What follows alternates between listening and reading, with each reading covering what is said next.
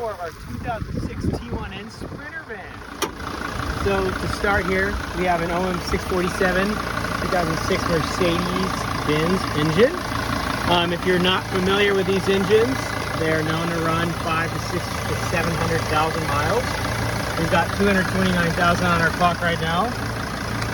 A really good test you want to look at for these engines when you're buying one of these vans is the cap dance test. This shows you how much blow-by your diesel engine is producing, and we have a very low amount of blow-by. If you ever see a video of one of these caps flying off, that's not good. So this is really good. You can check more about that at Florida Van Man. Welcome to the tour of the inside of our Sprinter van. So to start this off, we got nice vinyl flooring here with aluminum caps. Up in the front here, we have an Apicool 40-quart fridge. Pulls out on tracks, opens up. You can adjust the temperature and you can adjust the power setting. This is our Easy Pot composting toilet. These are made locally in Florida, down in Key West, by our friend Clay Wagner. So I'm going to show you how this works here. We have a normal toilet seat, custom made cypress wood. Lift up the seat, remove this right here, and then there's two holes. This is for number one, this is for number two. And then you can see on the inside, we have the bucket where you put your sawdust or whatever composting amendment you decide. And then you can put a milk jug gallon here, or another container of your choosing, but it fits any kind of standard container. And then remove that whenever you don't need it or it gets full. And then this empty as needed. It's very simple design, really easy to use. I'm going to show you our windows and how to undo this bed. So first of all, we have two professionally installed windows. You can see how they open right here. This is really nice for airflow in the middle of the nights because we have the fan that pulls the air right past your head, so you're always going to stay cool.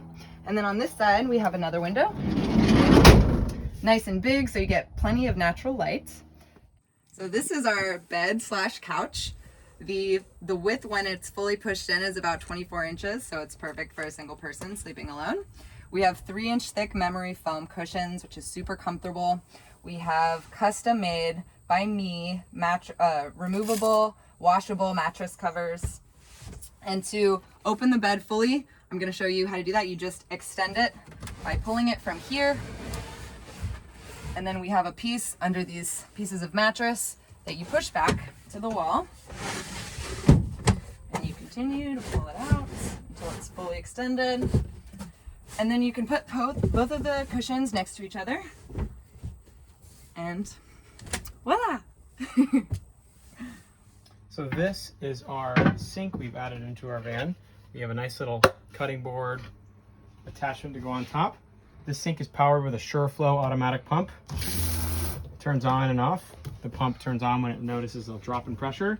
We also designed this to come out, swing outside the van, so you can take little showers and whatnot, or wash yourself or your dog. Underneath, we've got a pretty simple setup: 5-gallon fresh water, 5-gallon gray water.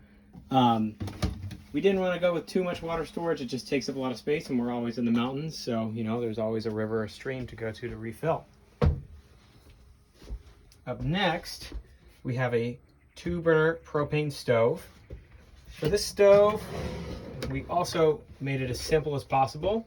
We've come with an attachment that attaches to 1-gallon propane tanks. We did this because this is easier than putting a full 10-gallon propane tank in your camper van. Technically, you're not allowed or supposed to put propane tanks inside your van. We thought this would be a little bit easier and more of a simple solution for weekend campers. Next up, we have all of our drawers. All of our drawers and cabinetry custom made by me and myself. I have magnets on every single door. And for all of these, I have slow close drawers. That's how it locks on the magnet. This is also slow close. It has a little bit of resistance here, so it locks back shut when you're driving. It's not just going to fly out. I've lived in a van for 2 years now, so I kind of have a little bit of experience in know-how on how these things will just yeet out when you're driving. So that's to prevent that. And then we have these cabinets up here. We have 3 sections of storage. They all have spring-loaded lock mechanisms, so they swing back shut. And something really cool that we've done with this that I'm so stoked about is lights underneath. It's pretty bright out, so you can't tell too much, but we have lights with a separate switch, 2 12-volt plug lights. We are really stoked about this. When it's dark, you can make the lighting in here really, you can give the mood, or you can just have just barely a little bit of lighting if you like to sleep with lights on. So really excited about that. Over here, as far as cabinets go, we have 4 hinged, I guess you call them cabinets or drawers. Each one has a separate storage compartments, kind of different sizes we figured would give people, let's say, not everything's the same size, right? So this is, backpacks, little stuff up here, and all of these drawers are locked, so they won't just fly open when you're driving. Another really cool thing we've added that was a pain to figure out was our secret compartment here. This little secret compartment actually opens up. You can put whatever you need in it. We are really stoked about that. It took a lot of time to figure that one out. So now we have our garage in the van. We designed this with 2 little slide open doors, so you can get to your stuff easily.